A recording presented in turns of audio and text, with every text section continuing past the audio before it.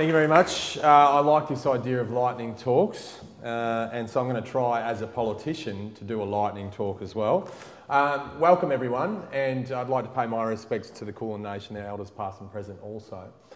Interesting, we heard in that introduction about Mildura, and I'm actually a Mildura boy, so I've watched oranges ploughed into the ground, I've watched trees bulldozed as we talk about people going hungry.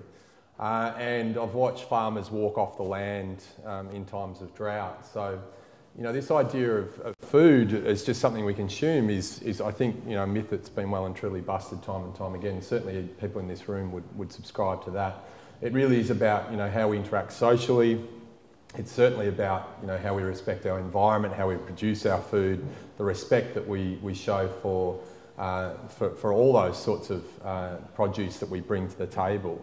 And it's a huge economic impact as well. So I've actually recently become, to add another sort of link I guess, is we've opened a restaurant called Little Hunter in Little Collins Street. So I'm now learning the other side of things with our great chef Gavin Baker, and Pete Evans is involved as well, and sort of seeing how they actually source food. And one of the things with me coming on board there was about it being sustainable, about it being a locavore restaurant, and really looking at the sorts of produce that we're using and bringing to the table there as well. For City of Melbourne, really, you know, we hear all the time that we're the world's most livable city, and I think Melbourne is a fantastic place. But what we're attempting to do at City of Melbourne is move from just, you know, this idea of the world's most livable to one of the world's most sustainable cities as well. So that's right across things like our built environment. The 1200 Buildings program is about retrofitting our old building stock. You know, over half of our emissions actually come from the built environment. It's also about how we purchase and use food and how we dispose of it. So we've got a food digester in the basement of City of Melbourne. I get a little bit excited about those sort of things and see what comes out the end. And you know, we've got a push that in the waste sector that we're talking about biodigesters of an industrial scale in precincts across Melbourne, to look at the, you know, the hundreds of kilos of food waste that are produced, instead of that sort of going into landfill and producing greenhouse gas, that we might be able to turn that into a product which could be used for fertiliser.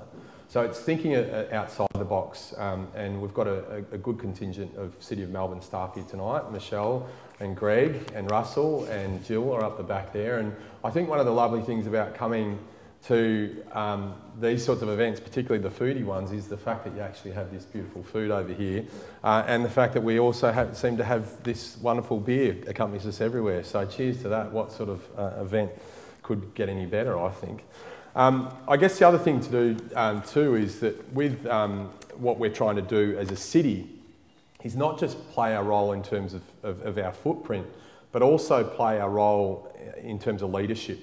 So, you know, many regional councils and our other metro partners are looking to City of Melbourne to see how we meet this challenge. You know, how can a big metro centre like Melbourne become sustainable? I was privileged to be at the Northern Alliance of Greenhouse, the Naga breakfast the other morning, where City of Melbourne was actually awarded carbon neutrality, which is fantastic, but we're not going to relax on that one. We want to be zero net emissions by 2020. It's a big stretch target because a lot of the things we don't actually have responsibility for. You know, they'll take state government, they'll take federal government, but I think, you know, it's these sorts of conversations which, even though they might seem small in a room like this, you know, coming together with that sense of community. Each and every day we have a leadership role to play, and it's how we go about our daily lives. It's whether we try and be as sustainable as we can be in our daily lives. And you know, one of the things that I love is I've got a 4.3 kilowatt solar system on my roof, and sometimes I just get caught sort of a bit like the Colorbond ad, sort of looking up at them. And I come home after a day of work, and you know, sometimes it might be a pretty rough day, and I go into the carport there and I look up and I see I've generated 12 kilowatt hours, and I'm pretty happy about that. So it's these small steps that we can take in our daily lives, and food is both a wonderful thing to enjoy, but it's also a huge impact in terms of emissions. So it's a great place to start. The eating local, as I said, isn't just about reducing emissions. It's really about giving our farmers the credence they deserve. It's about farmers markets, reintroducing that village atmosphere that you certainly don't get at some of those bigger chains that shall remain nameless tonight. The other idea of how you produce your food and the time taken to actually consume your food is another area which in sort of fast-paced Western lives that we've moved away from. So these are the sorts of things that conversations like this are so important about.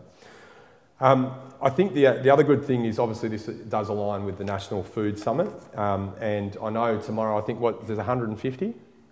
Yeah, 150. So I'm expecting, a big day of idea sharing, and I think that's, I guess, where the real benefit comes from is hearing the thoughts and the sorts of things that you're undertaking. And I'm really looking forward tonight to hearing our lightning speakers as well. I think that's a great concept.